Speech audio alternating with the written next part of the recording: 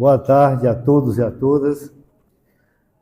Inicialmente, eu gostaria de agradecer à organização do Congresso por ter feito esse convite, ter criado a oportunidade para eu apresentar aqui os dados que nós temos desenvolvido relacionados à diabetes e a possível tratamento de diabetes.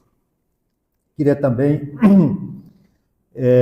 parabenizar a organização do Congresso, de toda a equipe, iniciando essa parabenização na figura da Kerly, que tem sido a líder, a nossa incansável líder da organização desse evento.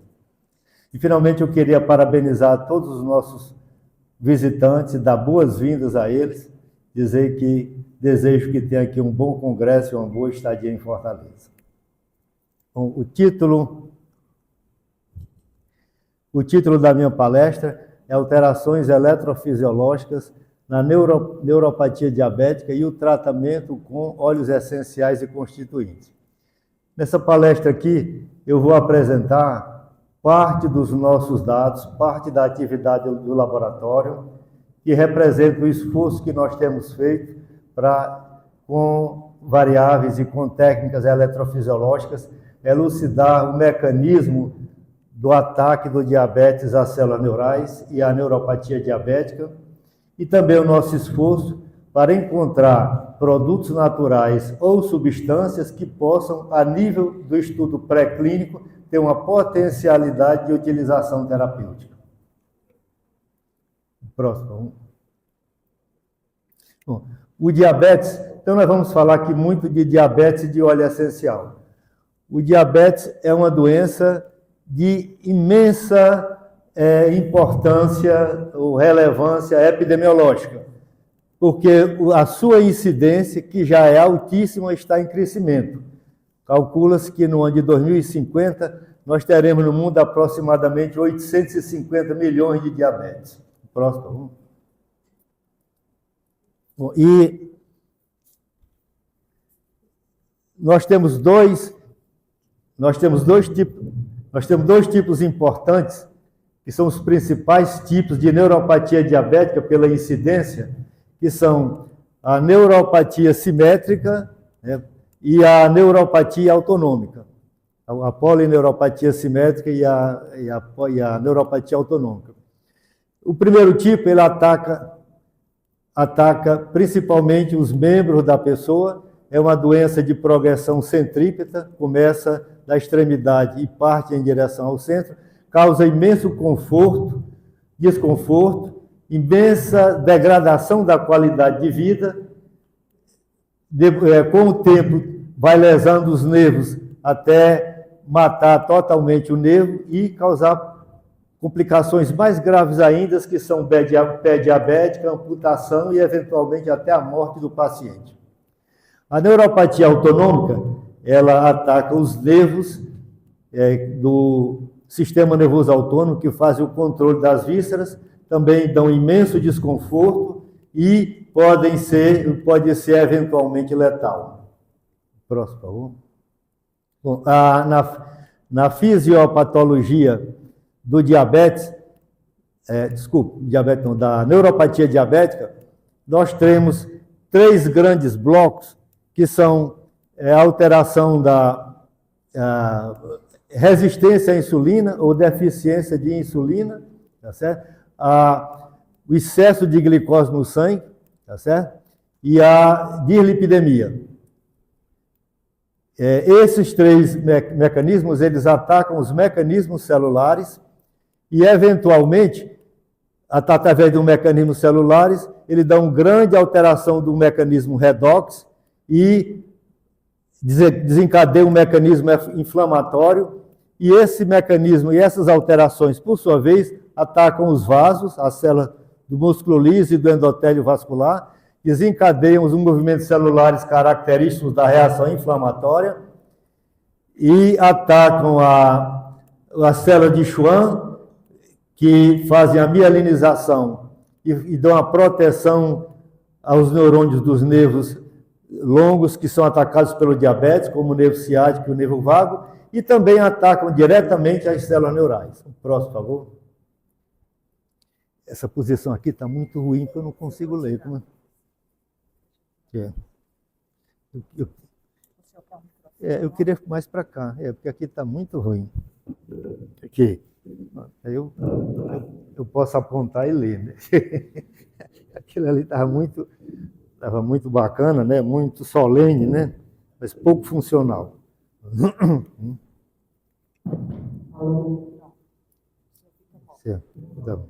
Pronto, isso é melhor. Bom, a minha palestra também vai lidar com óleos essenciais. O que são óleos essenciais? São substâncias que constituem, que dão o cheiro, o aroma da planta. São substâncias orgânicas, geralmente, quase na sua totalidade, terpenos e terpenóides. São muito voláteis. No próximo, por favor. Bom, então, começa aqui a história desse setor de estudos do meu laboratório. Quando eu voltei do meu doutorado, eu recebi a incumbência de continuar a orientação aquela altura,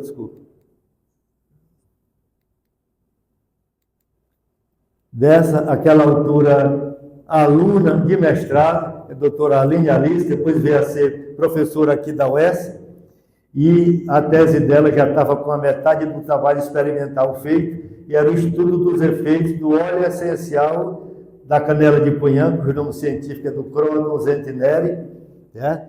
E eu fui encarregado de terminar a orientação, então me engajei. E nessa época estava havendo um grande estudo no Ceará, financiado pela FINEP, que era um estudo botânico, químico e farmacológico dos óleos essenciais das plantas do Nordeste. Então, esse grupo aqui percorreu o Ceará inteiro, coletando as plantas medicinais, fazendo toda a catalogação e caracterização e identificação botânica, extraía esses óleos essenciais que eram analisados. Esse assim era acompanhado pelo Dr. Abreu Matos, que fazia farmacognosia, e tinha a parte farmacológica que era liderada pelo professor Manassés e pela doutora Gauss. E então eu me engajei e continuei na orientação, levamos a termo a orientação, e depois apareceram outros trabalhos também, mas sempre com músculo esquelético. Até que, no ano de 1989, fim de 89, eu saí para fazer o meu pós-doutorado. Lá eu trabalhei com tecido nervoso, e na volta do meu doutorado, que foi em 1981, em dezembro, eu encontrei o meu laboratório totalmente destruído, totalmente acabado. Eu fiquei muito deprimido, mas naquela época eu estava recebendo uma doutoranda, que é a doutora Andrelina Noronha Coelho de Souza, que está sentada aqui na plateia, me assistindo, e ela me encorajou e disse: doutor Henrique, vamos ao inservível, sinônimo, lixo, vamos ao inservível da UES, porque lá tem muitos aparelhos que não servem mais, já foram abandonados, e nós fomos. E lá nós encontramos uma série de quimógrafos, que é aqueles aparelhos que funcionam com papel esfumaçado, todos quebrados lá, mas nós tiramos alguns, conseguimos um técnico que conseguiu consertar esses aparelhos para a gente, e começamos então a trabalhar. Para trabalhar com quimógrafo, a única chance que eu tinha é trabalhar em músculo. Então eu escolhi trabalhar em músculo liso, que eu acho que daria trabalhos mais publicáveis, e entre 1992 e 1996, começo de 96, eu trabalhei lá na UFC, eu era professor titular na UFC, trabalhei com óleos essenciais em músculo liso. Então, em 1996, eu me aposentei da UFC, vim para a UES, e na UES, aqui na UES eu encontrei muitas facilidades para continuar o meu trabalho. Uma delas é a facilidade de coleta de plantas. Então, eu comecei a eu mesmo fazer coleta de plantas medicinais. A faculdade de medicina, que eu encontrei o botânico, Desculpa, o botânico da UFC se aposentou e veio também para a UES, o Afrânio Fernandes, que me ajudou muito. Eu tinha facilidade de equipamentos, porque o reitor, eu cheguei aqui, o Manassés vindo para ser o reitor e eu vindo para ser o professor, e ele tinha muito interesse na montagem dos nossos laboratórios, então ele fez uma compra grande de equipamentos da Alemanha, teve facilidade de equipamentos, e outra grande facilidade foi o professor Roberto Oscar Brasil, a quem eu rendo aqui uma homenagem, foi professor de eletricidade da Biofísica no Rio de Janeiro, foi meu professor, se aposentou lá, veio para a UFC, da UFC veio para a UES, e aqui nós trabalhamos nos primeiros anos juntos, e ele foi de ajuda muito grande, que ajudou muito a montar os aparelhos, montando os estimuladores, montando os amplificadores, etc. e tal. Próximo, por favor. Bom, e a primeira, aqui na UES, com o aparecimento desses aparelhos, eu comecei a ter osciloscópio e outros tipos de aparelho, eu passei então a sair um pouco do músculo liso para estudar em tecidos neurais. E comecei a trabalhar com um nervo isolado de rato. Aqui, no caso aqui é o nervo ciático o nervo ciático do rato. Trabalhando numa preparação bem simples, que era a câmara de Harvard. Você pega o nervo, estende numa grade de eletrodos, aqui nós botávamos um pouco de líquido no fundo da câmara, para não deixar o nervo se desidratar, estimulávamos uma pulsão proximal para colher a resposta elétrica, o potencial de ação composto na outra extremidade. Isso aqui é a parafernália que a gente usava para fazer a coleta do dado e o registro. Próximo, por favor. Bom, então, com essa preparação bem simples, nós começamos a publicar. Esse aqui foram os 2 trabalhos publicados pelo laboratório, fruto de uma tese de doutorado da aluna Marta, e foi feito também nessa mesma época, foi feito também um trabalho com a câmara extracelular do aluno Giovanni, que esse só foi publicado muitos anos depois. O próximo, por favor. Bom, e por volta de 2005, nós tínhamos aqui um mestrado, que foi fundado em 1999, mas nós precisávamos transformar num doutorado. E então, nós escolhemos como estratégia, aliás, escolhemos não, nós vimos que era quase uma imposição, tínhamos que fazer aquilo, escolhemos como estratégia abrir um doutorado. E não tínhamos condições da gente transformar o nosso mestrado em doutorado, então escolhemos um DINTA. E eu era amigo do professor Cassola, e liguei para o Cassola, e o Cassola me entrou em contato com esses professores, o José Tipola, lá da USP, do ICB2 da USP, o Flávio Bessa, o Rui Cury e o Brito. E, por telefone, nós começamos a montar um DINTA. Finalmente, nós fomos passar 3 dias na USP, eu fui com a professora Andrelina, que me acompanhou, né, e trabalhamos nessa montagem, e no DINTA a gente achou que era muito importante a gente encontrar um problema comum para a gente abordar. Na época, eles estavam trabalhando muito com diabetes. Então, eles sugeriram que a gente também abrisse aqui uma linha de pesquisa com diabetes. Então, eu escolhi, por exemplo, abrimos linhas, e a minha linha foi procurar produtos naturais que pudessem ter um efeito benéfico no tratamento da neuropatia diabética, porque eu ia trabalhar mais com o nervo, das alterações neurais do diabetes. O próximo, por favor. Então, o primeiro, na época, então, aluno de doutorado, aluno meu a trabalhar com eletrofisiologia e diabetes, foi o Valber. O Valber está aqui? Pronto, o Valber ali atrás. Hoje é professor, ilustre professor aqui da UES. Então,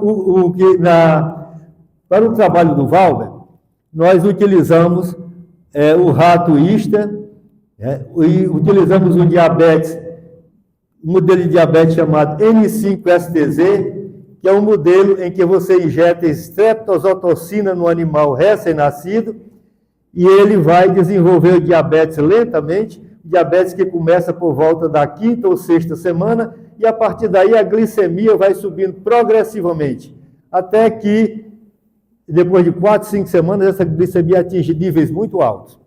Então, com esse modelo, e nós trabalhamos então com nervo isolado, com registro intracelular e com PET clamp, que quando ele começou, lá por volta de 2010, a gente já tinha tudo isso no laboratório. Próximo, por favor.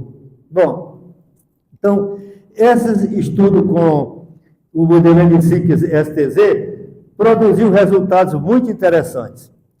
Nós, depois registramos os animais, acompanhamos os animais da 6ª semana até a 12ª semana, e na 12ª semana nós medimos a glicemia pós-prandial dos animais. Então, aqui é a glicemia do animal controle.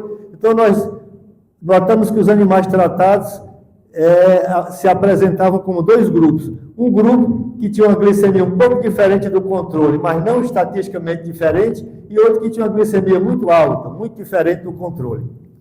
Nós, no início, pensamos em descartar esse grupo, mas depois pensamos em estudar também esse grupo. Então, o primeiro teste que nós fizemos para ver qual era o nível de controle glicêmico dele foi fazer o teste da tolerância à glicose.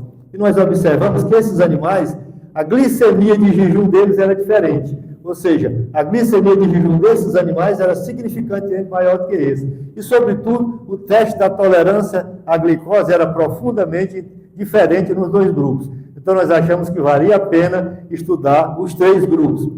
Esse grupo também, que nós passamos a chamar de quase normal glicêmico, ele tinha também alterações sensoriais, a resposta ao estímulo mecânico.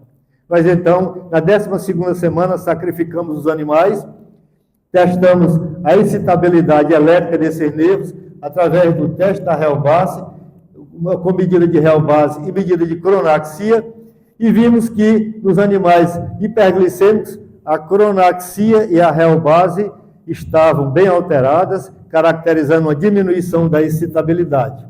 Apenas esse grupo. O próximo, por favor.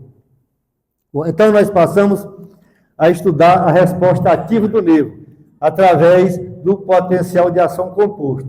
Não sei se todos aqui conhecem o potencial de ação composto. É um sinal que consta de 3 ondas, né? 3 ondas, a primeira que corresponde à propagação dos potenciais de ação nos axônios com velocidade entre 80 e 120 metros por segundo. A segunda onda com velocidade menores aí entre talvez 40 e 70 metros por segundo. E o terceiro componente, que nem sempre aparece, aqui está apenas esboçado. Então, nesses 3 grupos, nós notamos que foi muito alterado esse segundo componente, que é constituído principalmente de fibras sensoriais. Esse primeiro componente aqui é principalmente de fibras motoras, e o segundo componente principalmente de fibras sensoriais. E as alterações foram os seguintes. No grupo hiperglicêmico, estava alterada a amplitude do segundo componente,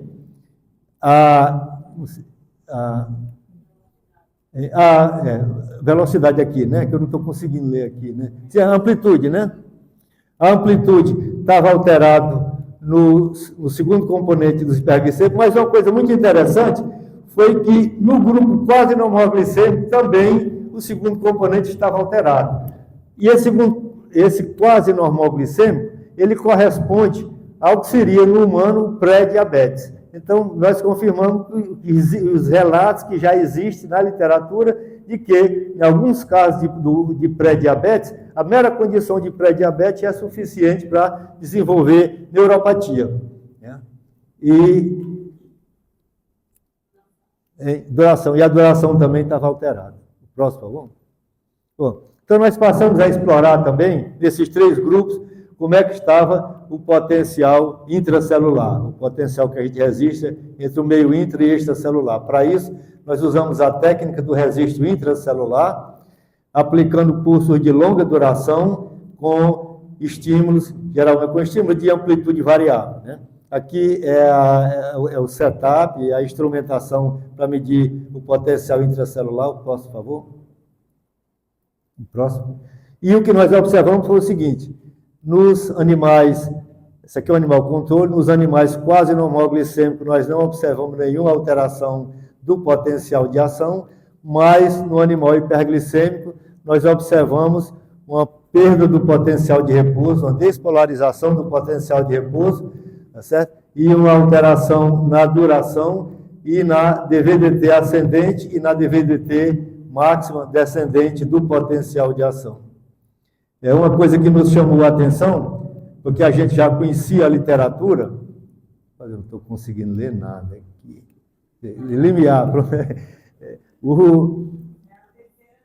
É a terceira linha, tá certo. É porque minha vista não é tão ruim assim hoje, não. Por alguma razão ela está ruim hoje, né? Então, bom, a gente já conhecia da literatura que o diabetes ele aumenta muito a corrente de sódio nos neurônios sensoriais. Né? E a gente estava aí no neurônio sensorial. Agora, todos os registros da literatura eram no modelo adulto. Modelo adulto que você injeta uma dose alta de estreptocitocina no rato adulto, 48 horas depois ele já está altamente diabético e geralmente um mês depois, 2 meses depois ele é estudado, né? Então, nesse registro aqui, nós não encontramos aumento da réu base, que é o limiar, que é a terceira linha ali, e que nos surpreendeu muito, porque nós esperávamos que tivesse uma diminuição sensível, uma diminuição significante da réu base. O próximo, por favor. Então, nós partimos para fazer o PET-CLAM, que é uma técnica diferente. Na técnica anterior, o microeletrodo fura a membrana, nessa nós simplesmente a gente encosta a ponta do microeletrodo na membrana, ele gruda profundamente na membrana, e uma diminuição da pressão dentro da pipeta rompe aqui um poro, que faz com que você possa passar a corrente com uma facilidade muito maior, podendo impor voltagens através da membrana para medir a resposta de corrente. Próximo, por favor. Bom, então, nesses animais, nós medimos a corrente de sódio, tanto no animal controle, quanto no animal quase hiperglicêmico, quanto no animal hiperglicêmico. O que foi que nós observamos? Que realmente não houve uma alteração sensível da corrente de sódio. Né?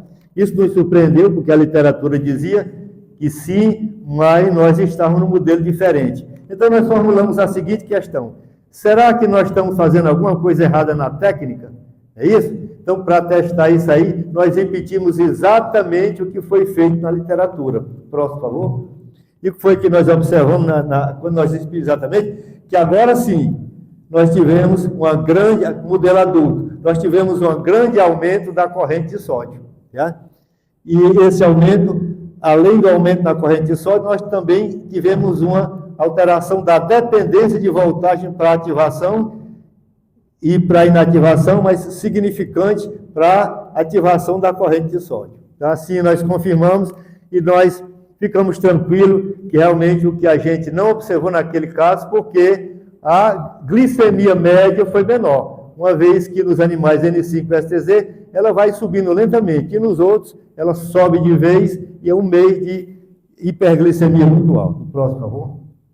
Bom, então, nesses nossos estudos iniciais, foi no sentido de caracterizar e entender melhor as alterações do diabetes no sistema nervoso periférico do rato. E a segunda série de trabalhos que na mesma época foi empreendido foram pela doutora Kerli Schamaira, que está aqui passando os slides, é hoje ilustre professora aqui da UES, né? Faz parte aqui do meu grupo, né? E o que a doutora, aqui é o trabalho publicado, né? O que a doutora Kerli Schamaira fez foi o seguinte, a pergunta que ela fez foi o seguinte: será que existe também, que é muito grave, a neuropatia diabética autonômica? Será que o sistema nervoso também é tão alterado quanto o DRG, quanto é do sistema sensorial? Então, para isso, nós fomos estudar as alterações do sistema, no gânglio nodoso, que é onde fica o neurosoma das fibras sensoriais do nervo vago e no próprio nervo vago. Né? O trabalho dela só foi publicado em 2023, eu explico já por quê. O próximo, por favor, quer. Bom, então, quando ela fez esse trabalho de caracterizar os efeitos do diabetes para a sua tese de doutorado, nós não nos animamos a publicar o trabalho, pela seguinte razão. Naquela época se conhecia bem, caracterizado na literatura, 2 tipos de célula: célula A e célula C.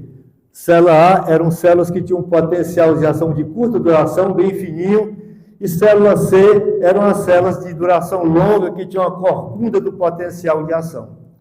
E a gente achava que era muito difícil classificar, porque tinha muitas células A que tinha muitas células C que tinha muitas características de célula A. Então, a gente publicou outras partes do trabalho dela, mas isso aí ficou dormindo. Quando foi agora, em 2022, nós retomamos esse trabalho, nós tínhamos todos os traçados armazenados e fomos reanalisar para ver se havia algum recurso que pudesse classificar a fibra que tem um potencial longo, que tinha uma corcunda, a fibra C, em 2 ou 3 ou mais tipos. Então, muitos parâmetros foram estudados e a Kerli e o Valber, eles acharam que talvez a derivada primeira do potencial de ação fosse um marcador, fosse um indicador do tipo de fibra que a gente tinha.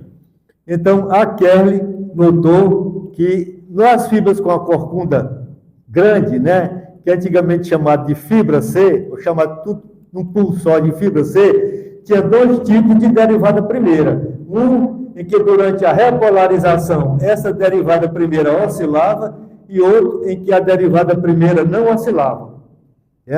Para ser mais preciso, nós olhamos para sair dessa linguagem de meramente oscilar ou não oscilar, nós olhamos para a derivada segunda e vimos que a derivada segunda deste sinal, ele tem também oscila com 2 picos que ultrapassam o valor de 0 voltagem. Já nessa fibra, esse tipo de fibra aqui, ela oscilava também com 2 picos, mas o primeiro tipo nunca ultrapassava a linha 0 de voltagem.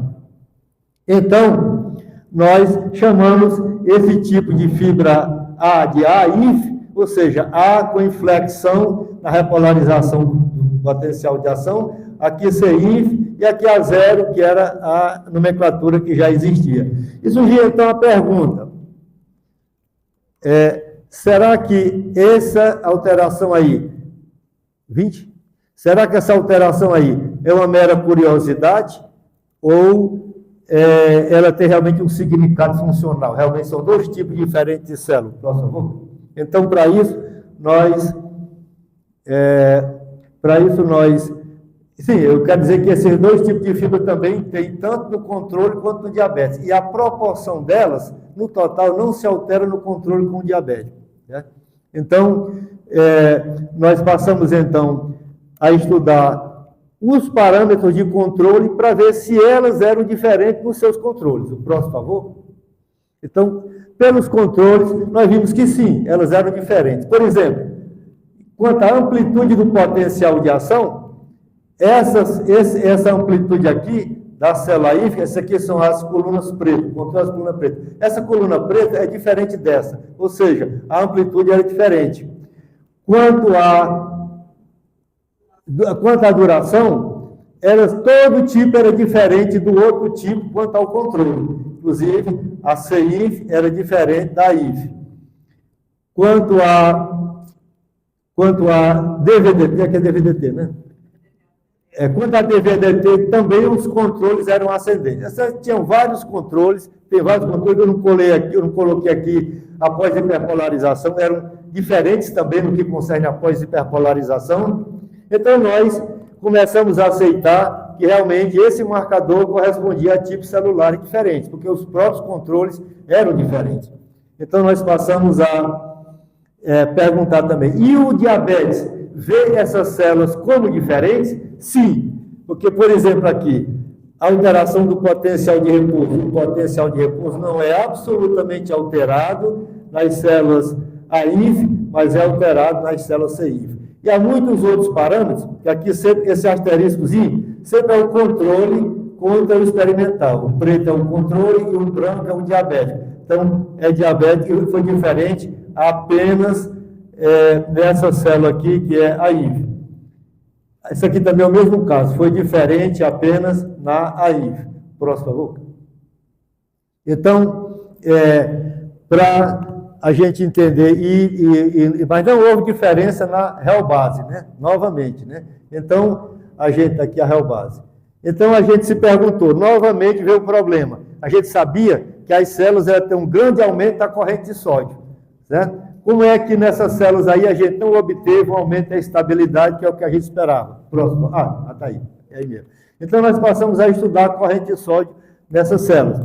E o que foi que nós encontramos? Quando a gente fez o histograma da densidade de corrente da densidade de corrente no controle, nós encontramos uma única distribuição. Já no diabetes, nós encontramos duas distribuições, que nós chamamos de DB1 e DB2.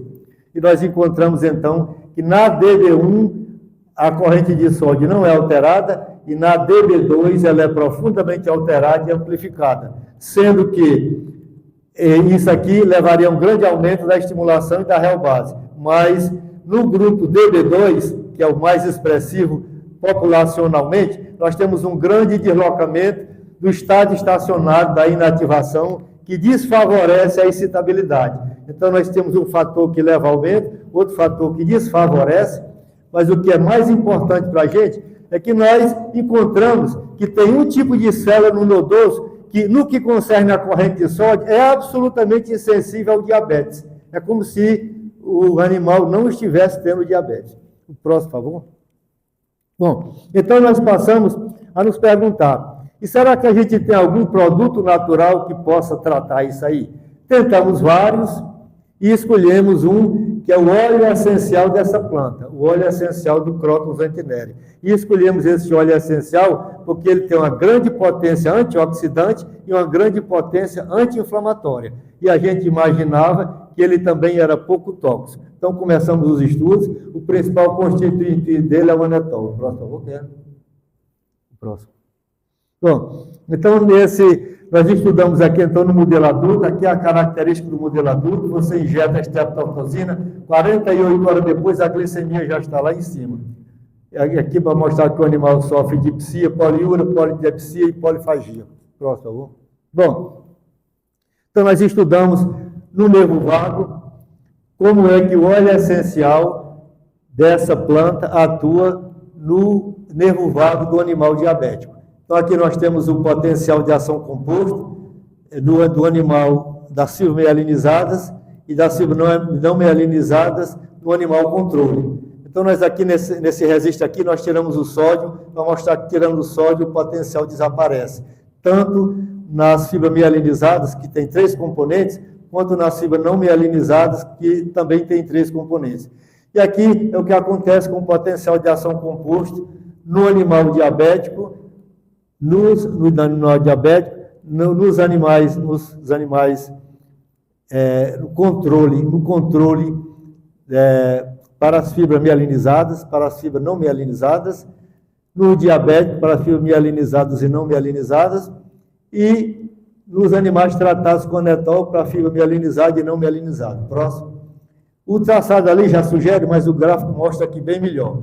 O que nós observamos, eu vou direto ao dado mais importante, é que uma das características da neuropatia diabética é a diminuição da velocidade de condução do nervo. Então, nesses nervos vagos, aqui é o animal diabético, é a coluna preta, essa coluna do meio é a velocidade de condução no animal diabético, e aqui, a última coluna é a velocidade de condução do animal tratado com óleo essencial. Foi o que nós observamos, que o óleo essencial preveniu completamente a alteração de velocidade. Você vê que aqui o experimental está quase igual ao controle. Tá certo? Isso para o primeiro componente e para o segundo componente. E ainda mostrou a mesma tendência para o terceiro componente. Mas, também, para surpresa nossa, nós não tivemos alteração das fibras não mielinizadas. Obviamente que nós estudamos esse animal no modelo adulto com 1 mês. Se tivesse esperado mais 2 meses ou 3 meses, certamente iríamos visto a alteração também das fibras C. Mas mostrou para a gente que as fibras C são mais resistentes. Isso aí nos surpreendeu muito no início, porque na medicina a gente pensa que as fibras C são mais sensíveis, mas depois nós vimos trabalho na literatura aparecendo e mostrando a mesma coisa também. Próximo, por favor, cara. Bom, então, isso aqui não pode ir em frente. O próximo. Bom, esse foi o trabalho da Kerr com o óleo essencial. Então, nós vimos que o óleo essencial protege bem contra os efeitos, contra as alterações no nervo. Esse óleo essencial, cujo principal constituinte é a substância anetol. E o Valber, que também estava na mesma época trabalhando, passou a investigar no gânglio nodoso. Desculpa. No gânglio da raiz dorsal, a capacidade do óleo de prevenir as alterações no gânglio da raiz dorsal. E o que foi que nós observamos? Que que é isso aqui, cara? Hein? Então o potencial de repouso foi alterado, um pouco alterado, né? Tá certo? Que houve alteração do potencial de repouso no diabetes e a real base também foi alterada, né? Desculpa, no diabetes foi alterado, mas o óleo preveniu, certo? E aqui na real base não houve alteração, não houve alteração significante, mas mesmo assim o óleo mostrou uma tendência à recuperação. Ou seja, ao nível do potencial intracelular, nós vimos pouca coisa, mas o óleo preveniu totalmente os efeitos. Próximo, por favor. Então, nós passamos para ver, ao nível do PET clamp, se o óleo essencial protegia contra as alterações da corrente de sódio. E o que nós observamos, isso aqui é a relação corrente-voltagem no marcador preto é o controle, tá certo? Aqui em símbolos vazios é o animal diabético e acho que em triângulos vazios nós temos o animal tratado com diabetes. Então o que eu quero mostrar aqui é que essa foi a principal alteração, é que o óleo essencial preveniu completamente contra as alterações do aumento da corrente de sódio, portanto aumento da excitabilidade. Foi uma prevenção tão grande que até nos surpreendeu. O próximo, por favor. Bom, aí com esses dados em mão, nós pedimos a patente. Fizemos um depósito de patente em 2014, que nós perdemos por conta de problema na comunicação com o Núcleo de Inovação Tecnológica daqui da UES, mas ressubmetemos em 2018, e agora em 2024, agosto do ano passado, a patente foi concedida. A patente para tratamento da neuropatia diabética com óleo essencial, com anetol e com estragol. O próximo, por favor.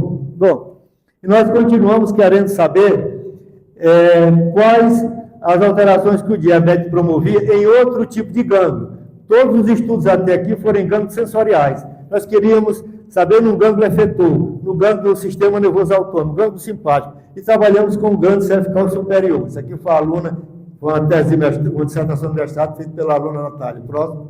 Bom, e o que foi que nós observamos? É que nós observamos que se a gente não distinguisse os tipos de célula, ninguém viria nenhuma alteração. É como se o diabetes não fizesse nada nesse gânglio. Mas quando nós classificamos as células, e classificamos em 3 tipos, um tipo que nós chamamos de SFP, Single Firing Phasing, e outro MFP, Multiple Firing Phasing, múltiplo porque desencadeia vários potenciais em resposta a um estímulo de longa duração, 2 vezes a real base. Então, Multiple Firing, que é esse aqui, Single Firing Phasing, Phasing que é uma célula fásica e responde a apenas um potencial de ação quando você dá um estímulo que é 2 vezes a real base. Então, nós notamos o quê? Que essas células, no SFP, ela sofre uma grande despolarização, uma despolarização bem significante pelo diabetes, e as Multiple Firing Phasing que não temos nada de alteração no potencial de repouso. Já nas células MFP, o que é muito alterado é a resistência de entrada. Nós encontramos ainda outras alterações, mas eu vou andar para andar mais rápido, eu não vou mostrar. O próximo, por favor. Próximo.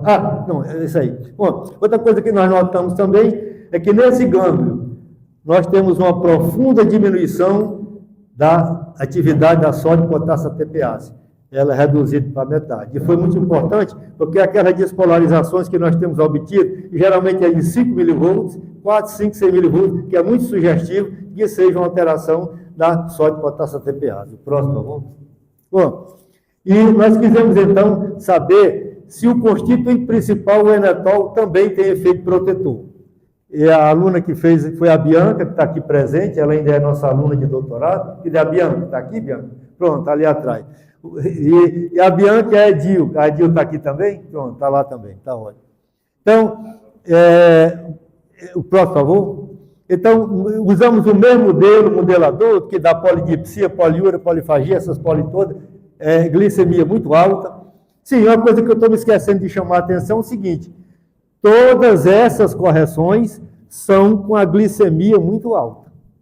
Isso para a gente é fundamental. Por quê? Porque o tratamento ouro, padrão ouro da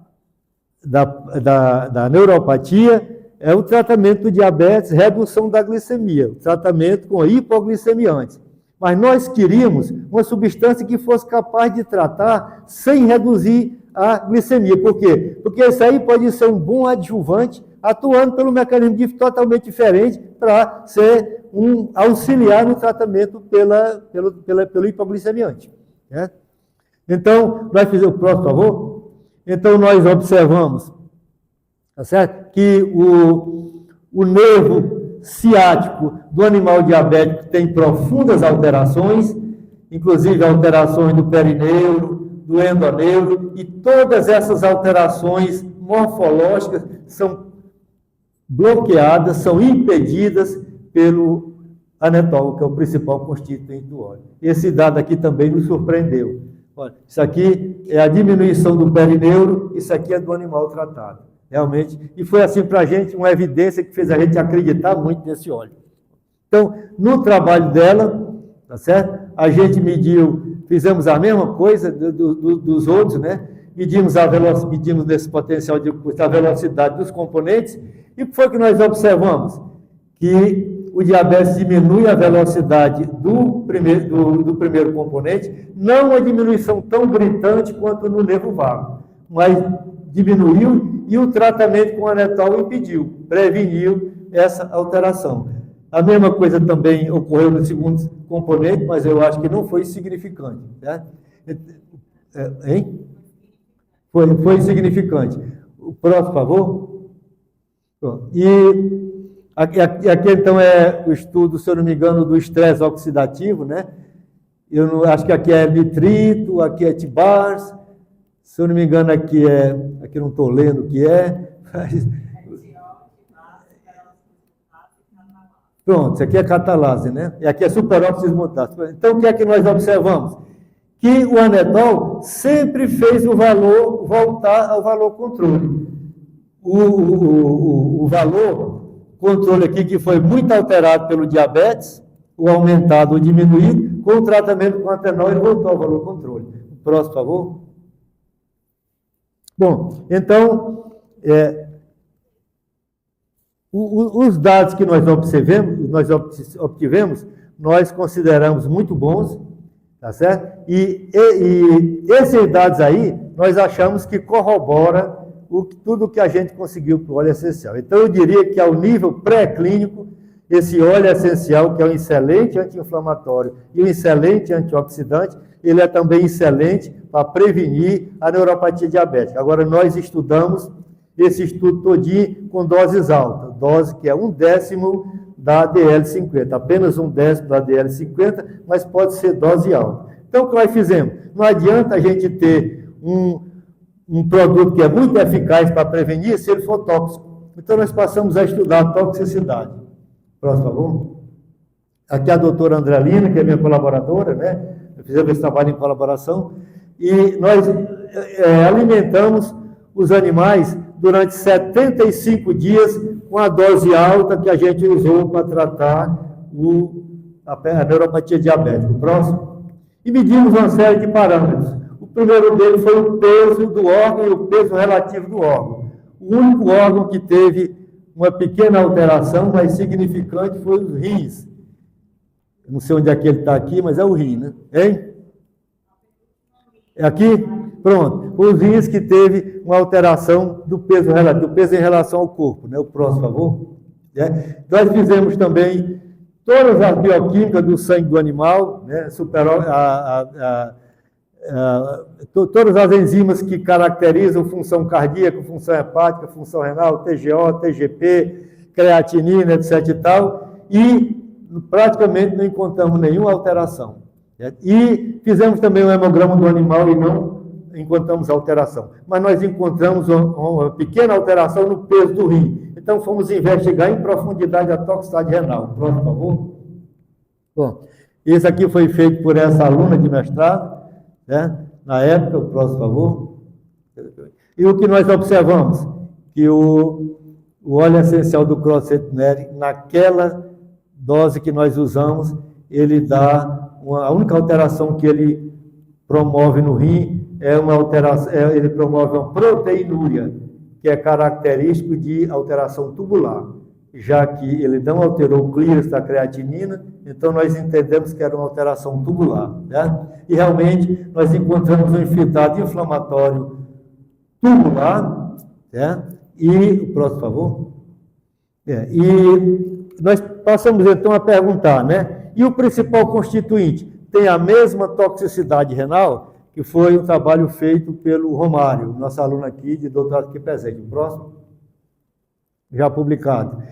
O Romário encontrou que o anetol também promove uma proteinúria, na dose de 250 miligramas por quilograma, que é a quantidade em que ele está no óleo essencial. Mas a dose de 100 miligramas por quilograma não promoveu proteinúria.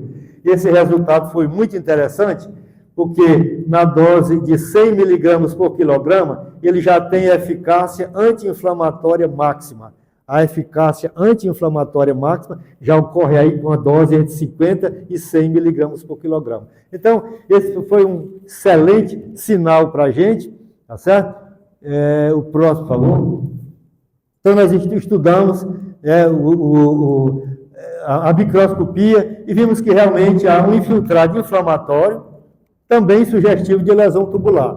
E aqui, e aqui nós obtivemos um dado muito interessante. Eu não vou analisar essa figura em detalhe, mas ela diz o seguinte: nós procuramos ver a ação do anetol no modelo de proteinúria, que é a hiperproteinemia sanguínea. A hiperproteinemia, o aumento de proteína no sangue. Vimos que as duas proteinúrias são muito similares. Apesar disso, elas não são aditivas. As proteinúrias máximas não se somam quando a gente junta o anetol com a hiperproteinemia. Agora, um dado muito interessante, isso aqui é um dado in vitro, que é o transporte da albumina para dentro da célula tubular renal. Tá certo? Então, esse dado, o óleo bloqueou esse transporte, sugerindo que esse efeito do anetol é um efeito direto na célula do túbulo renal. Possivelmente uma atuação numa macromolécula, que é a megalina, que é encarregada do transporte da proteína, da luz tubular para o espaço intersticial. E um dado muito interessante é que uma dose baixa de anetol, uma concentração baixa de anetol, parece que foi inibir o efeito inibitório do anetol sobre o transporte de proteína. O próximo, por favor. Nós estudamos também se essa lesão renal era reversível ou não. E vimos que ela é espontaneamente reversível. O próximo, por favor. Bom, aqui a continuação desse trabalho, uma parte que está sendo feita agora no momento, com o Romário e com a nossa professora colaboradora, professora Diana, acho que ela está aqui, não está, Diana? Pronto, está aqui. Aqui o mesmo modelo de diabetes, o próximo, eu tenho para caracterizar a caracterização do modelo, o próximo, por favor. Bom, então, o que foi que nós observamos? Eu cortei todos os dados, certo? Estou trazendo só os dados mais importantes, para a gente poder andar rápido. O anetol, o diabetes promoveu proteinúria e o anetol inibiu essa proteinúria. Quando eu juntei anetol com diabetes, a proteinúria foi inibida. Agora, uma dose bem mais baixa de anetol. Nós botamos uma dose de anetol que está no teto, na eficácia máxima do efeito anti-inflamatório, 80 miligramas por quilograma. Então, ela inibiu a proteinúria, aqui também, mostrando a mesma coisa, né? E o próximo, que é o dado mais importante é esse. E nós passamos, então, a estudar o efeito do diabetes em uma artéria renal, a artéria interlobar, que é a primeira divisão depois da artéria renal, para ver se o diabetes afeta essa artéria e o que é que o nosso anetol faria nela. Estudamos na contração do vaso pelo potássio, no pico da contração, componente fásico, no platô, componente tônico, e vimos que o diabetes praticamente não altera e, obviamente, que o óleo essencial, o anetol, também não fez nada. O próximo, por favor. E aqui um efeito interessantíssimo é que o anetol aumentou muito a sensibilidade do vaso à norepinefrina. Ele aumentou muito a responsividade às catecolaminas, deslocando essa curva de resposta à catecolamina, isso aqui em preto, esse símbolo preto aqui é o controle, deslocando as catecolaminas para a esquerda, mostrando que ela tem agora maior potência, e o efeito máximo também maior. E o anetol é esse traçadozinho aqui laranja. E o anetol bloqueou completamente esse efeito. Nós somos o pai da criança, o pai tem que achar o efeito bonito, né? A criança bonita, né? Mas eu achei esse efeito aqui muito bonito, porque essa hipersensibilidade, essa hiperreatividade foi totalmente bloqueada por uma dose bem razoável de anetol, que é 80 miligramas por quilograma. O próximo, por favor. Bom, então, em conclusão, eu acho que já passei um pouco do tempo, né? Então, o diabetes mellitus altera o funcionamento eletrofisiológico de nervos e gânglios periféricos. Apesar do acometimento neural ser supostamente homogêneo, pois o diabetes mellitus é doença metabólica sistêmica, neurônio dos gânglios e os axônios dos nervos são afetados diferentemente. E aqui uma coisa da nossa experiência, um aprendizado da nossa experiência, é que é muito importante você saber distinguir os axônios e os neurossomas, para você ver realmente efeitos, né? E o óleo essencial do Crop Centenary e o anetol, seu principal constituinte, tem bom efeito protetor contra a neuropatia diabética. Então, no início do nosso estudo, nós nos procuramos a encontrar uma substância, um produto natural, o óleo essencial, um produto natural, o anetol é uma substância que, a nível de estudo pré-clínico, mostrasse uma boa potencialidade de utilização terapêutica no tratamento da neuropatia. Eu acho que nós conseguimos isso, porque nós conseguimos demonstrar esse efeito com a dose baixa do anetol, apenas 80 miligramas por quilograma, e aqui um resultado que eu não adicionei, mas que nós mandamos na patente, é que 100 miligramas por quilograma do óleo essencial, uma dose muito mais baixa do que todos os resultados que eu mostrei aqui, já tem efeito protetor contra aquelas alterações no nervo e no gânglio, inclusive relacionado à corrente de sódio.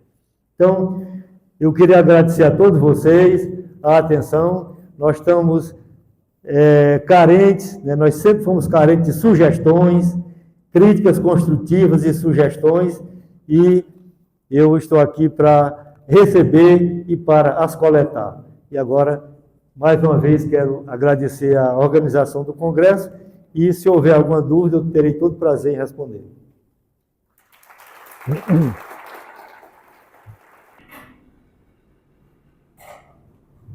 Nascido em 2 de maio de 1945, na cidade de Picos, no interior do Piauí, filho de Jonas Cardoso e Maria do Monte, José Henrique, ainda pequeno, se mudou com a família para Crateús, no estado do Ceará. Até os 8 anos de idade, viveu com seus avós, senhor João Martinho Leal e senhora Bárbara Leal, que tiveram um papel importante em sua formação. Na adolescência, ingressou no seminário de Sobral e desde cedo aprendeu a valorizar o estudo, mesmo diante das dificuldades.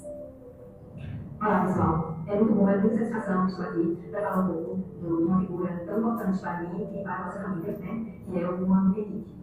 Sempre essa figura maravilhosa, né, em família, presente em muitos momentos, e que é primogênito, né, do casal, Jonas Cardoso e Maria do Monte. E sempre foi motivo de muito orgulho. Nossos pais sempre expressaram muito orgulho em ter um filho. O Henrique, ele estava sempre lendo, sempre ele ficava e tal, né, tinha aquelas roupas da infância, aquelas coisas gostosas, mas ele sempre tinha um livro para ler, ele sempre estava isolado, fazendo uma tarefa, uma coisa parecida. Então, ele dividiu, né, a sua infância e adolescência, essa casa do Vovô João e da Vaca, pelos pais da mãe, da nossa mãe, e também a nossa casa cada um. No adolescente de férias, era um motivo de muita festa, né? A gente ia brincar, os tempos e tal.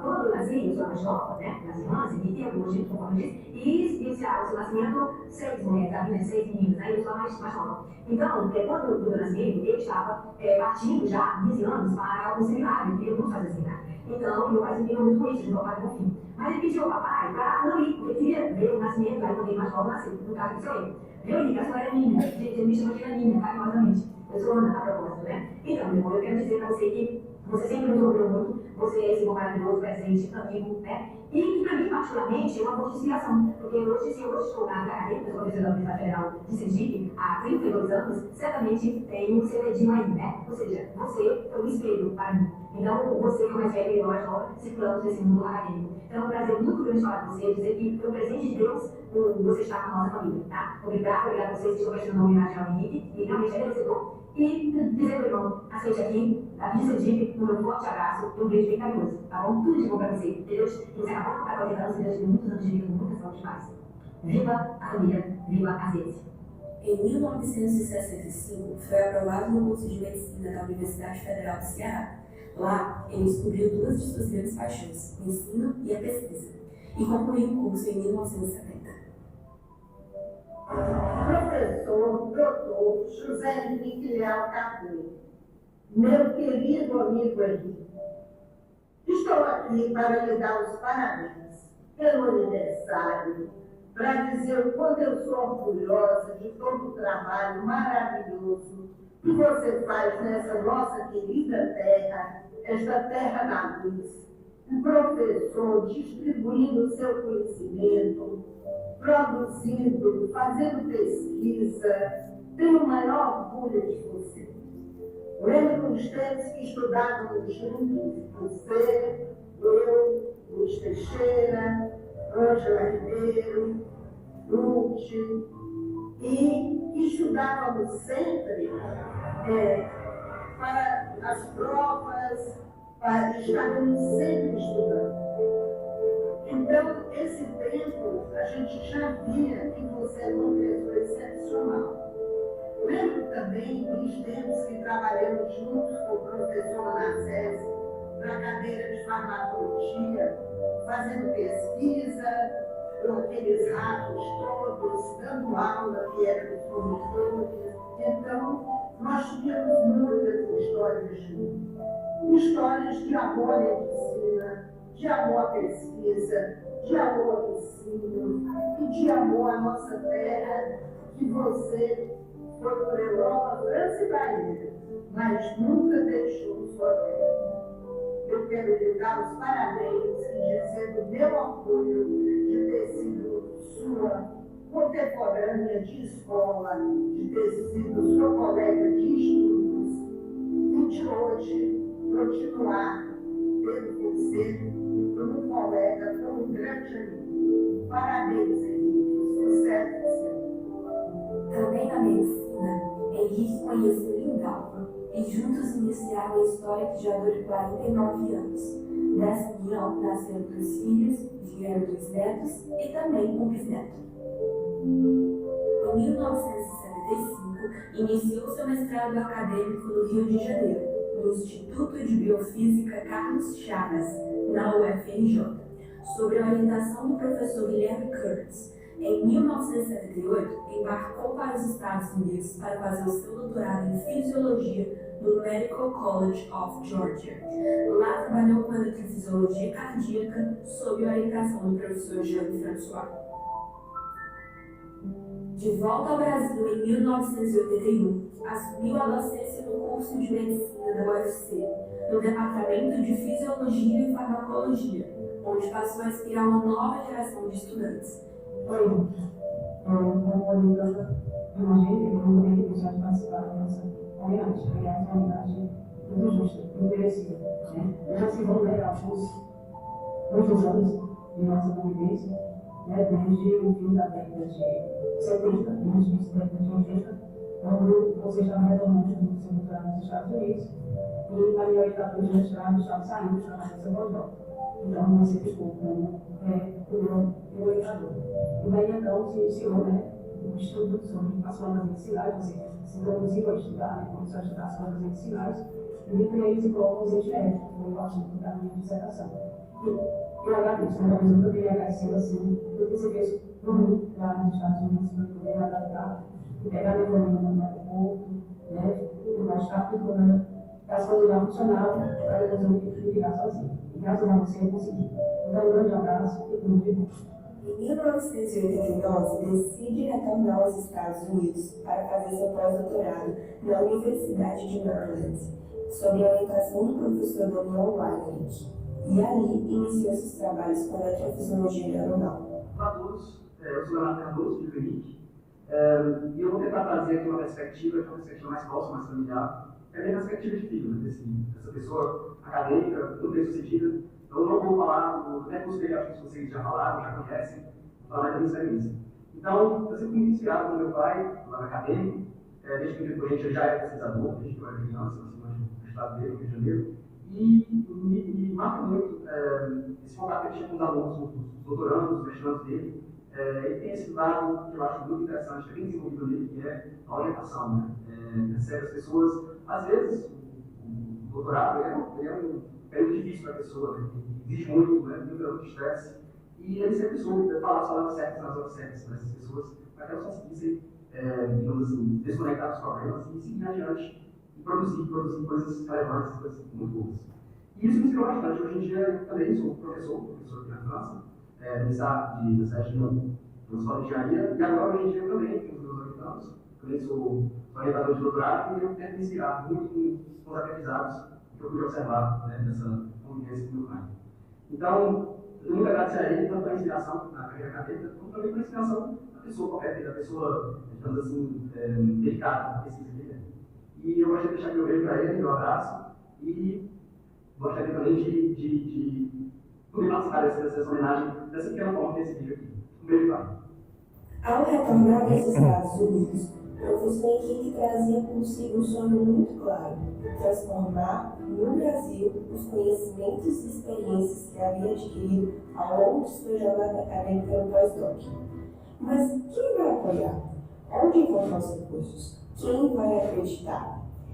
Bom, desistir nunca fez parte de seu caráter. Com coragem, paciência e fé, seguiu adiante. Seu sonho não foi apenas técnico ou acadêmico. Foi, antes de tudo, profundamente humano. Ele acredita no poder transformador do conhecimento.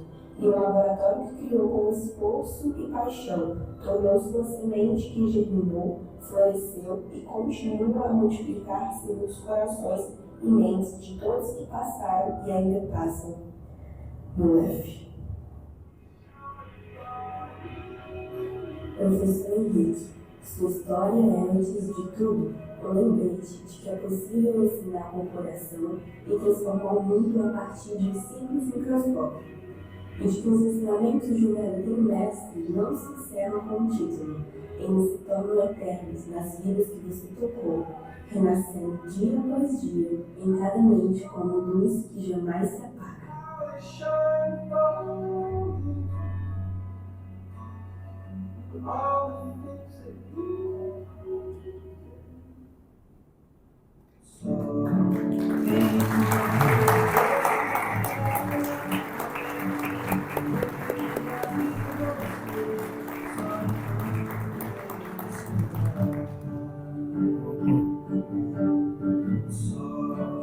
Enquanto eu respirar, vou me lembrar de você. Só enquanto eu respirar, só enquanto eu respirar, vou me lembrar de você. Só enquanto eu respirar, só enquanto eu respirar, vou me lembrar de você. Só enquanto eu respirar. Eu acho que a grande maioria de vocês não conhece um quimógrafo, se não todos. Quem conhece o quimógrafo? Quimógrafo é um aparelho desse tipo. Era exatamente o que a gente tinha lá.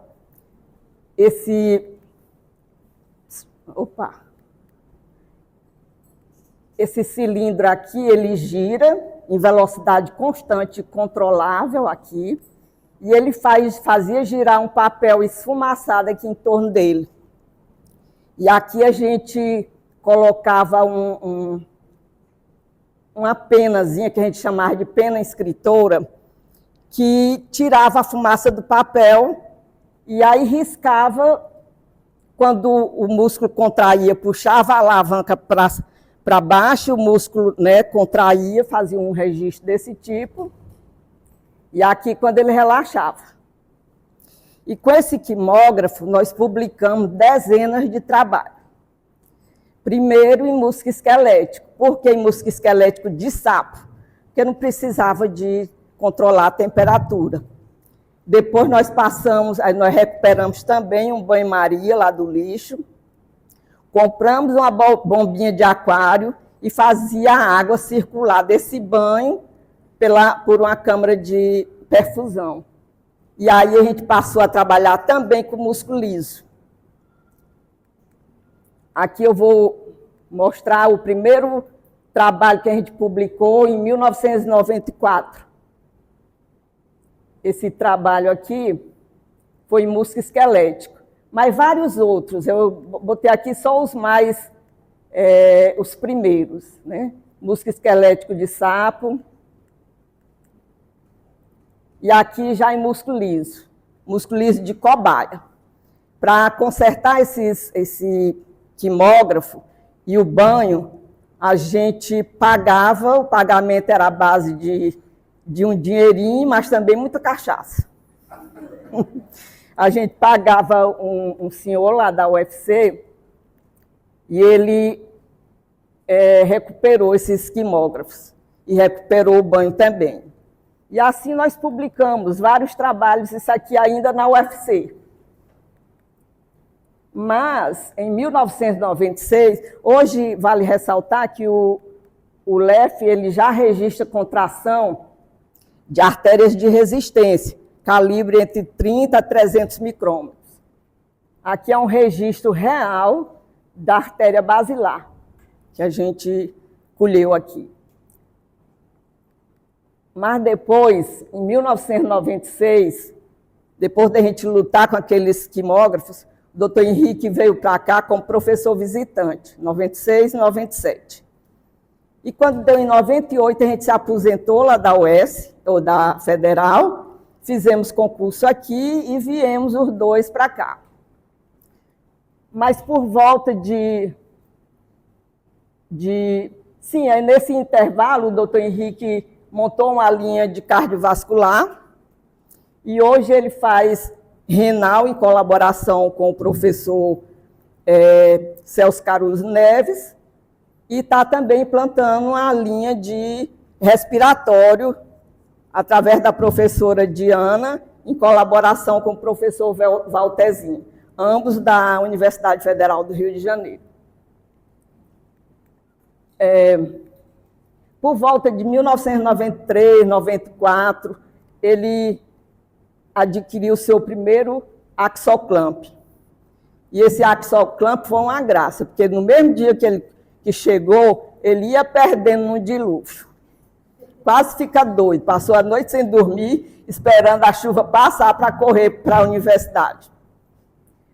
E em 98 a gente veio para a UES. Eu acho que a mudança para cá, não posso contar, porque é muito longa, mas ele se lembra. Muito engraçada a mudança para cá. Hoje, a gente pode dizer que o laboratório de eletrofisiologia é um luxo, realmente um luxo. Ele já tem um setup de registro extracelular, onde tem vários trabalhos. O primeiro deles foi publicado já aqui na UES, em 2001, que ele falou aí a tese de mestrado de uma aluna dele. E depois vários outros trabalhos em nervo isolado, nervo ciático, mas também em nervo vago. Ele tem também um setup para registro intercelular, e o primeiro trabalho de registro intercelular foi o trabalho do Valber, em 2009, mas tem vários outros em gânglio cervical superior, em gânglio da raiz dorsal, e ele tem também um PET clamp para registro de correntes, onde ele já tem trabalhos com corrente de sódio, mas tem também corrente de potássio, correntes de cálcio em células de músculo liso.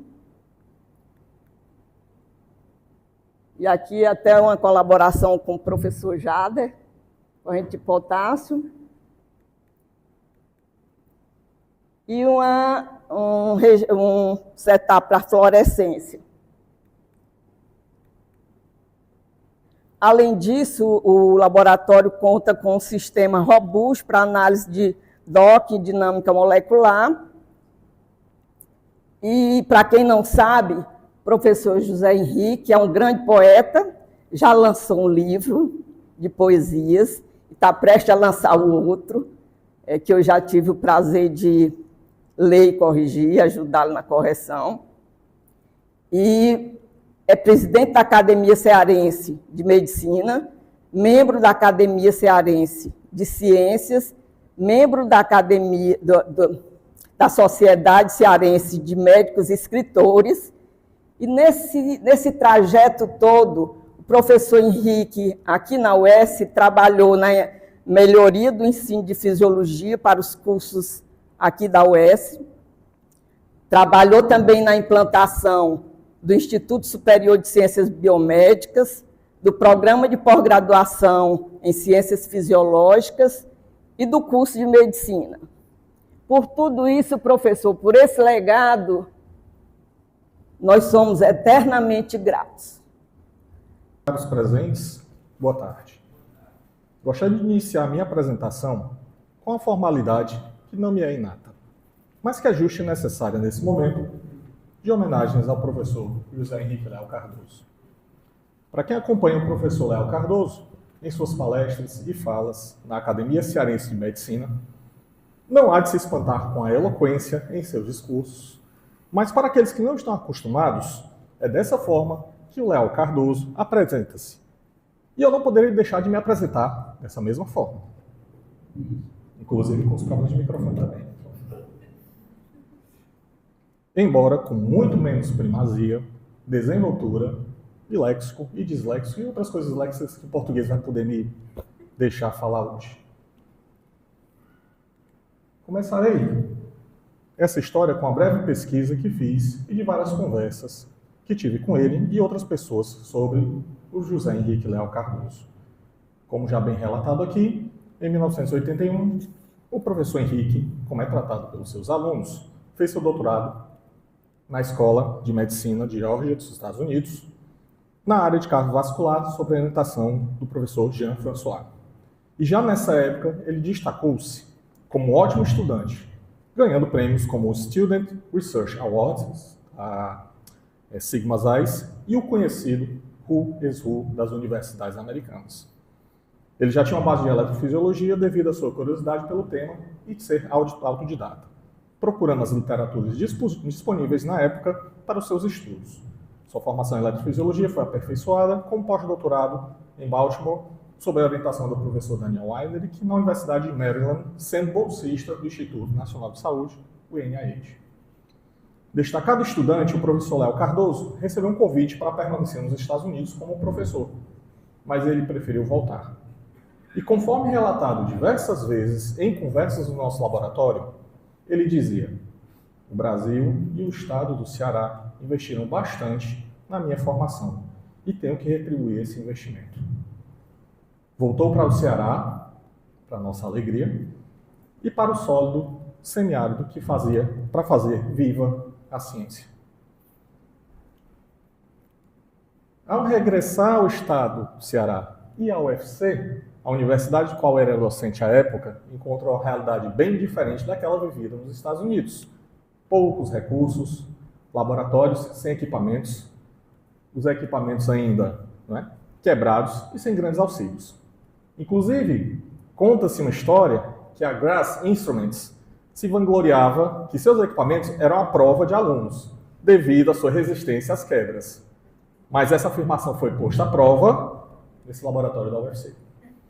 A situação era desafiadora, mas o professor Henrique encarou essas dificuldades e também aproveitou as oportunidades que surgiram. E, em suas palavras, aproveitar o cavalo selado passando. Na época havia o projeto da FINEP, como bem relatado, liderado pelos professores Afrânio Caraveiro, Afrânio Fernandes e Abreu Matos, sobre estudo botânico e químico farmacológico de óleos essenciais de plantas do Nordeste. Essa foi uma grande oportunidade e o professor Henrique preparou esse solo semiárido para semear e, posteriormente, colher seus frutos. Como bem relatado, esse foi um dos primeiros trabalhos publicados pelo professor Henrique. E se o homenageado me permitir, vou me deter apenas a alguns trabalhos publicados que eu pude levantar durante a sua investigação da sua trajetória acadêmica. Embora a lista é bem mais extensa, mas que a minha reduzida visão de aluno e de cientista ainda em formação só me permitiu selecionar e mostrar a vocês esses dados. Esse trabalho foi publicado do efeito desse terpeno, o eugenol, sob acoplamento da acoplamento de excitação, contração do músculo esquelético de sapos. E aí, por que a escolha dessa molécula? Não é à toa, porque já vi diversos outros trabalhos e estudos mostrando esse constituinte presente em óleos essenciais dessas plantas da caatinga. No mesmo período, veio uma publicação que considero seminal na trajetória acadêmica do nosso homenageado: os efeitos do Croton zentineri, a canela de Cunhã e seus constituintes majoritários, o estravanetol e o estragon, na musculatura também esquelética. Esse trabalho é fundamental para compreender a trajetória acadêmica de José Henrique. O popularmente conhecido como a canela de Cunhã já apresentava descrições na medicina popular para o tratamento de distúrbios nervosos, ansiedade, irritabilidade, bem como era utilizada para estimular apetite e como anti-anorexigênico. Eis aí, e os mais experientes entenderão, o nosso biotônico fontura da caatinga. Léo Cardoso não se restringiu a trabalhar apenas com uma única planta e também investigou a menta vilose na musculatura esquelética, investigou o Croton nepetifolius e seus constituintes principais. Eu tenho bastante carinho por esse daqui e alguns outros também, como o metilgenol e o terpineol. E também, como já bem relatado, os efeitos cardiovasculares, utilizando toda a sua expertise e experiências já obtidas em suas formações acadêmicas. Percebe-se que o seu interesse em demonstrar que as plantas da caatinga podem ser utilizadas para tratar enfermidades e doenças. Com o passar dos anos, o desejo de implantar a eletrofisiologia era cada vez mais crescente e, em 1996, o professor Henrique ingressa no quadro de professores da Universidade Estadual do Ceará, fundando o Laboratório de Eletrofisiologia, o LEF. Nesse laboratório, ele continua a pesquisar os óleos essenciais e seus constituintes sobre as preparações do sistema nervoso periférico. E aí esse trabalho é um marco para o laboratório, pois é o primeiro trabalho do grupo de pesquisa com o efeito dessa molécula, o terpineol, sobre o potencial de ação composto. E aqui é interessante notarmos a evolução dos trabalhos eletrofisiológicos. Porque hoje, para quem trabalha com extracelular, olha para esse traçadozinho, é um traçadozinho modesto, mas lembre que exatamente foi um fruto de diversos estudantes, diversos professores, para tentar chegar nesse sinal.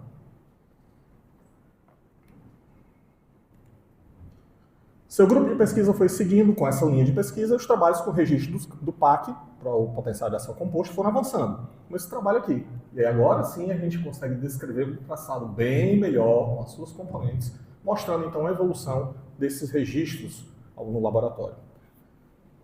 Então, esse efeito aqui da alpinha 0-BET sobre o potencial de ação composto, bem como o efeito do óleo essencial do Croton nepetifolius e o seu constituinte principal, um 8-cinel sobre a estabilidade nervosa. Esse trabalho, para mim, e o autor principal estava aqui há pouco tempo, é um marco, pois foi o primeiro trabalho que foi me apresentado e um dos primeiros do grupo de pesquisa do Léo Cardoso que me fez perguntar se esses terpenos poderiam ter funções diretas sobre esses canais iônicos.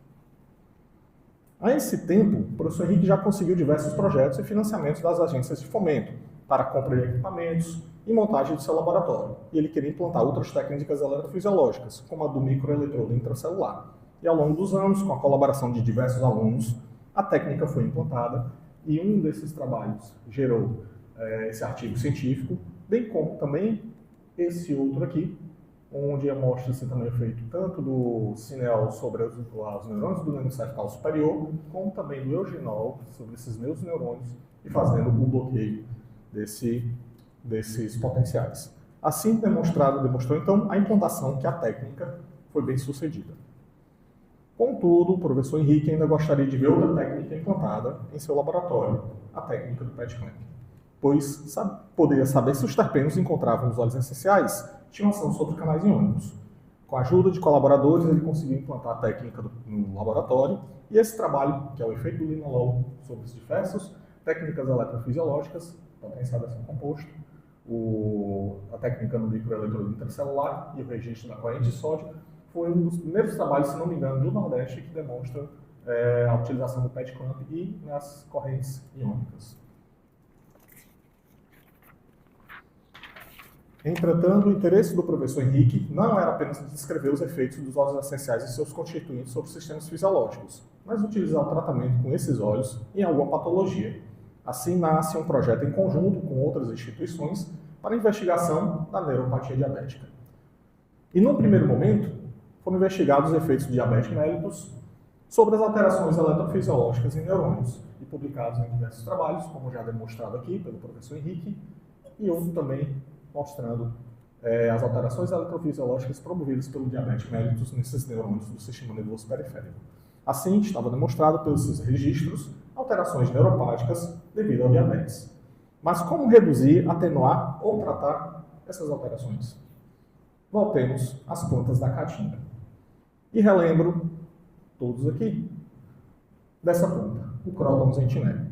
Devido aos seus já relatados efeitos anti-inflamatórios, antioxidantes, seu óleo essencial, bem como efeitos ansiolíticos e bloqueio da estabilidade nervosa.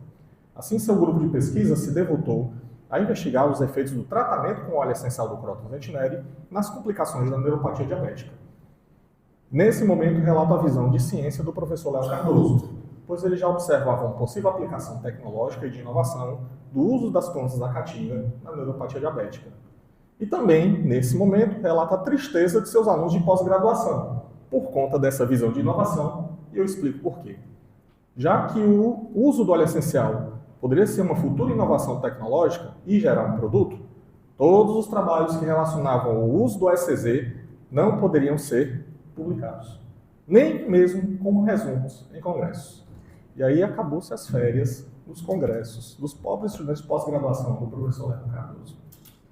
Contudo, na visão do professor Henrique foi acertada, e após vários anos, finalmente, ele consegue a patente do uso do óleo essencial do Croton sentinelle e constituintes para o tratamento de neuropatias, agraciado também com o título de inventor, além de seus outros títulos acadêmicos conquistados ao longo de sua trajetória. Ainda hoje, no auge de sua carreira, preserva a vitalidade e a alegria de encarar uma viagem de mais de 6 horas de Fortaleza até Viçosa do Ceará, entrar na mata fechada, coletar as plantas e defender o seu grupo de mosqueteiros das intempéries, dos mosquitos e até mesmo da famosa jaguatirica, que fica à espreita de qualquer desatenção do nobre grupo de cientistas que resolve adentrar em seu habitat. Finalizo a homenagem com essa demonstração de sua contribuição à ciência nacional e internacional de seu reconhecimento, mas não medidas apenas por números. O sólido árido tornou-se fértil nas mãos do semeador. Transformou a ciência viva em ciência pululante, amadurecendo não só a identidade científica do nosso homenageado, como a das sementes que, outrora plantadas, floresceram e continuam seu legado. E tenho dito. Boa noite a todos. Tá, mas eu só tenho 10 minutos. E eu vou cumprir esses 10 minutos. Serei breve. A professora Andrelina, a casca de bala do professor Henrique, ela contou a história de como o professor Henrique transformou um laboratório, a estrutura física dele. O Valber, ele trouxe toda a carreira acadêmica, todos os estudos.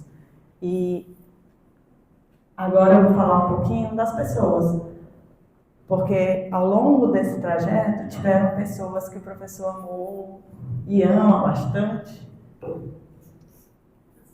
e vai dar certo.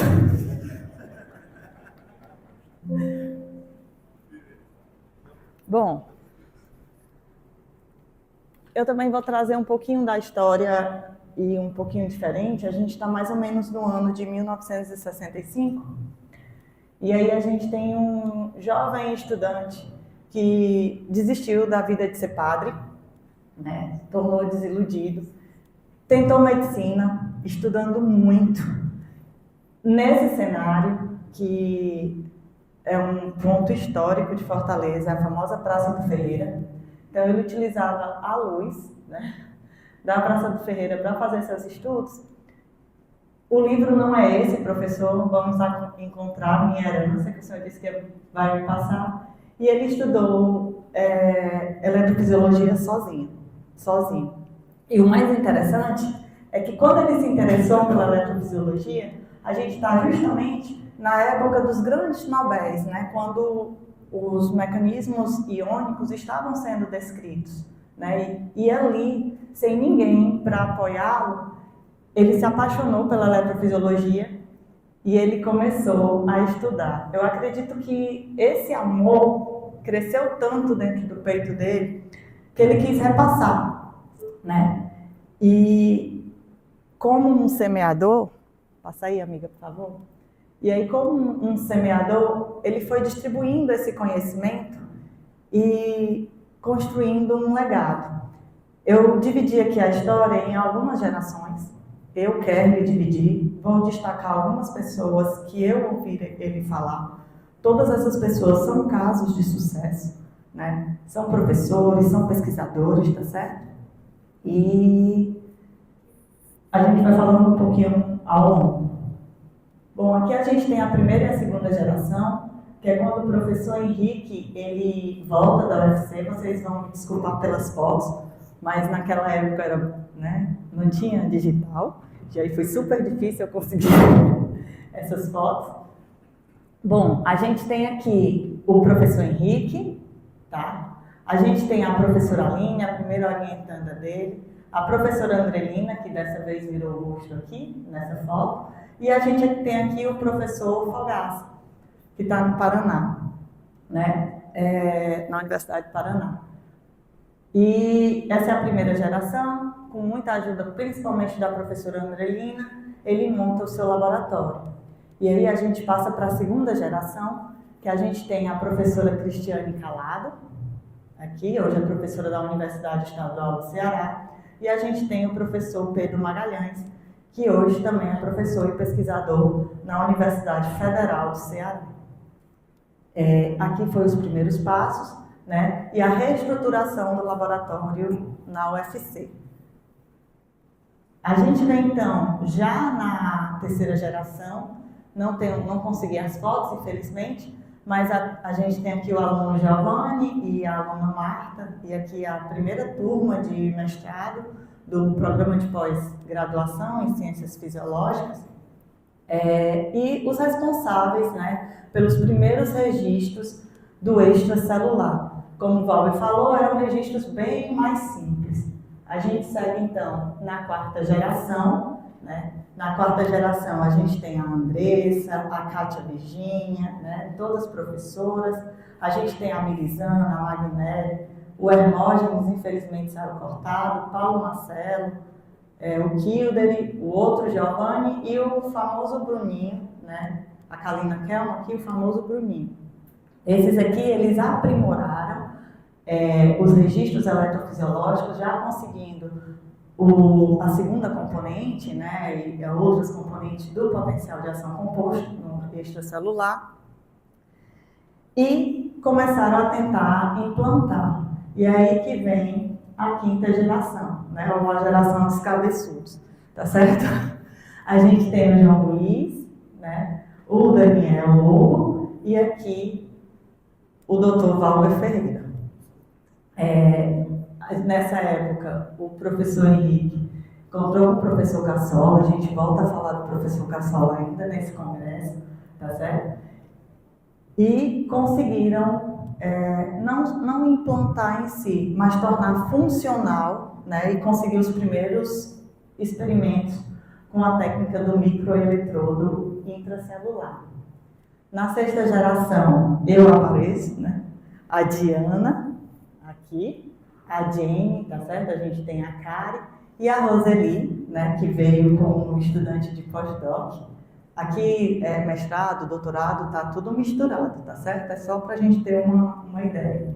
Nessa época, o laboratório já era gigantesco em número de pessoas, né? E daí em diante ele continuou sendo assim.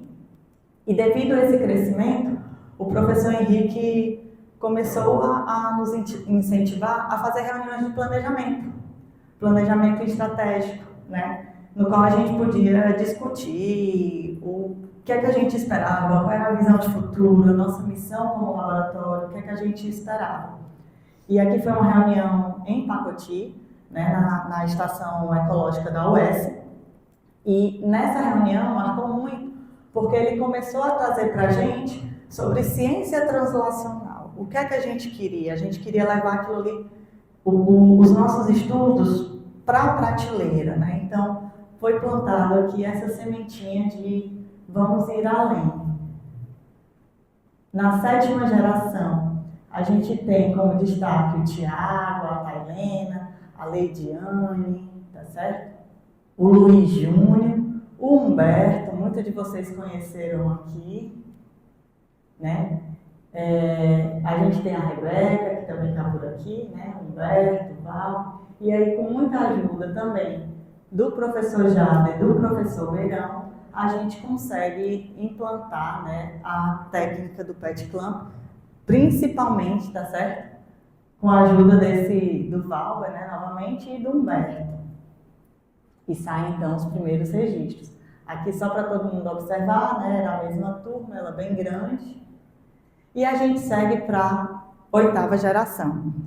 Na 8ª geração, a gente tem aqui os pais da Maria, tá certo?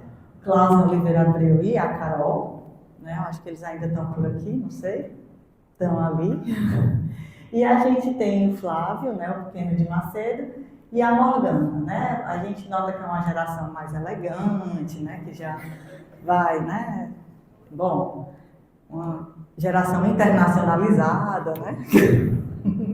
E nessa geração a gente consegue implantar o modelo de diabetes mellitus e os primeiros experimentos. Novamente, né, um laboratório sempre imenso, sempre acolhedor. A gente chega na 9ª geração, né? Na 9ª geração a gente tem a Thaís, tem o Paolo, e eu destaco a Natália, a querida Natalinha do professor Henrique, né? E o Átila, tá? Nessa 9ª geração, a gente começa a utilizar outras técnicas além da eletrofisiologia, né? A Natália traz, a gente consegue fazer registros bioquímicos da sódio e potássio, né? O Átila consegue fazer os primeiros registros de correntes iônicas de músculo liso, né? Então a gente vem crescendo nessa geração. E enfim, né? Eu gosto de números fechados, a gente tem a 10ª geração, a geração atual, tá certo? Do laboratório, que hoje, né, a gente pode se considerar como um grupo forte e consolidado. Então a gente tem atualmente o Romário, a Jane, a Edil, a Bianca, né, como alunos de doutorado. A gente tem a Kilvia, tá certo? E vários estudantes de iniciação científica. Eu não vou citar o nome porque não tem a foto de todos, a gente precisa atualizar, tá certo? E a gente segue contando. Esses foram os destaques que eu fiz. É a história contada pela Kerr. Mas um sábio poeta, ele contaria de outra forma essa história. Ele diria assim: de sonhos, adornando o horizonte, a lide iniciei do meu porvir. E da ciência fui beber na fonte, para a ciência só retransmitir.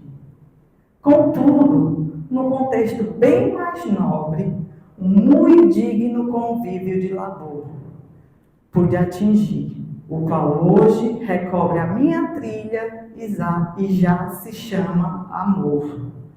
Amor aos meus bons filhos do saber.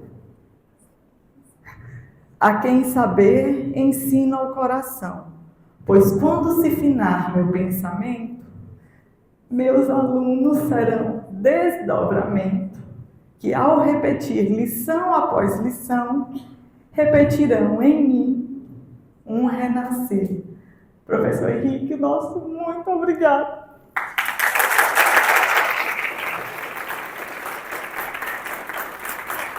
E agora sim, eu queria que o senhor viesse aqui para frente e, de uma forma simbólica, eu queria que o senhor recebesse alguns momentos das mãos dos seus filhos científicos, né, que o senhor tanto ama e tanto transmite esse amor, os marcos que a gente considerou ou considera, né, como importantes nessa sua trajetória. A gente vai iniciar pela sua aluna, professora Andrelina. Ele sobe?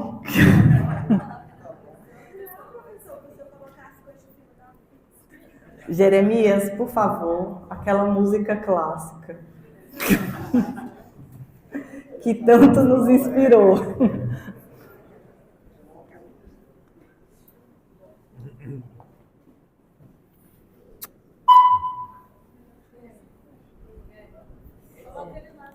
Aqui? Aqui, professor, sentadinho. Pronto. Professor, certeza, o senhor estudou, né, representando os alunos da primeira geração. A professora Cristiano Calado, né, ela vem trazendo a famosa pata de siri, né, a sua dissertação de mestrado na Universidade Federal do Rio de Janeiro, que ela vem junto, né, com o nascimento do seu primeiro filho, do Léo. A Rô, ela vem trazendo, como o senhor fala, né? José, não pode tirar C, não pode tirar C. E aí o senhor estudou muito para ser o melhor aluno, né, no seu curso de doutorado. Então são seus prêmios Rus. O Paulo Marcelo vem trazendo, como a professora Andrelina mostrou, seus primeiros registros, né, feito no quimógrafo. A Diana, a famosa canela de cunhã, né, nosso Croton Centineri. O Valber, o seu primeiro equipamento, que quase que a chuva leva. A sequência era para a Diana trazer, mas eu investi porque é mais pesado. A Rebeca, professor, vem trazendo a sua tese de titular da UES. E o Clausen, uma foto representando o membro, né, das academias, tanto cearense, hoje o senhor é o presidente da Academia Brasileira, ou da Academia Cearense de Medicina. O Átila, não menos importante, vem trazendo o seu livro, o seu amor à poesia, que é muito importante, a gente considera. E, por fim, o Romário, né, na última geração, a nossa patente. Agora sim, professor, muito obrigada. Os alunos também podem, né, subir. E agora, se o senhor quiser falar alguma coisa, eu deixo.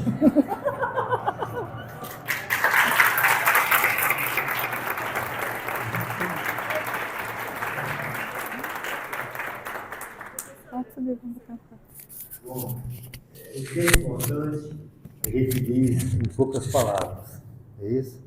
E eu tenho que usar realmente poucas palavras, porque quando a gente fica emocionado, realmente às vezes dá um nó na garganta, não é isso? E você não consegue falar. Então, eu vou ser breve, por força das circunstâncias.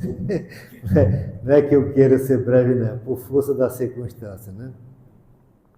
Eu fico, assim, profundamente emocionado com essa manifestação, com esse carinho todo, dessa reunião, que começou com as palavras da Claudinha, né? A Claudinha foi uma das fundadoras da nossa pós-graduação, a diretora do Instituto, e depois toda essa manifestação que foi organizada com tanto carinho, com tanto cuidado e com tantos detalhes para realmente mostrar esse carinho muito especial que vocês têm por mim.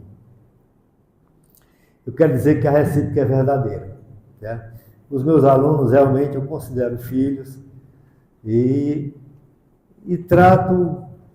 acredito que eu trato como filho, porque com o filho você tem liberdade às vezes de dar um puxão de orelha, de dar um conselho, não é isso? De ser tolerante, tá certo? Ou de você não ser tolerante, aquilo que é melhor, que você acha que é o melhor para o aluno, que é o melhor para a pessoa, né? Então, eu acho que eu não preciso dizer que eu realmente amo os meus alunos, para mim eles são muito, muito, muito importantes, e eu me sinto muito responsável para dar o exemplo e responsável para dar o conhecimento. Eu acho que o maior conhecimento que você fornece é o do exemplo. Então, o exemplo que eu procuro dar é um exemplo assim de muita seriedade no trabalho, de muita honestidade, né? Muita justiça, fazer sempre as coisas com muita justiça, com muito planejamento. E eu queria dizer que eu jamais vou dizer que eu não mereço essa homenagem. Por quê? Porque essa homenagem, ela realmente, ela não é só para mim. E eu não poderia dizer isso pelo que ela tem dos outros, pelo que ela tem de vocês, meus alunos, porque se muitas vezes eu quis desanimar e não desanimei, foi por causa de vocês. Se muitas vezes eu tive preguiça de trabalhar, mas resisti à preguiça e foi por causa de vocês. E sempre me animaram com uma cobrança boa, com uma amizade boa, com uma tolerância boa, tá certo? Então, a minha trajetória não foi fácil, passei por momentos muito difíceis, mas sempre nesses momentos difíceis eu pensava nos meus alunos e no apoio que eu sempre recebi deles, no carinho e na amizade que eu sempre recebi deles, e eles foram grande parte dessa força que me alimentou na trajetória e que me alimenta ainda hoje, porque eu estou chegando agora aos 80 anos, ainda cheio de sonhos, como eu acabava de dizer, de planos, de coisas para fazer, coisas que eu ainda quero fazer, e às vezes eu até me assusto, porque a minha esposa diz, você não pode fazer isso porque você já tem 80 anos, você já tem 80 anos, se convença disso, e eu não consigo me convencer. Então, e não consigo me convencer por causa dos alunos, né? Porque eu não sei fazer outra coisa se não vir aqui para a UES, né? E conversar e discutir, olhar resultado, né? E ter plano, né? Então, pessoal, muitíssimo obrigado. Essa homenagem, ela me sensibilizou profundamente, eu me controlei muito para não chorar aqui, né? Não sei se vou conseguir continuar me controlando, que realmente me tocou muito, tá certo? Mas o que eu quero dizer é que eu sou muito grato a vocês, e a coisa realmente que eu quero dizer para vocês é que a recíproca é verdadeira. Eu amo a vocês. Muito obrigado.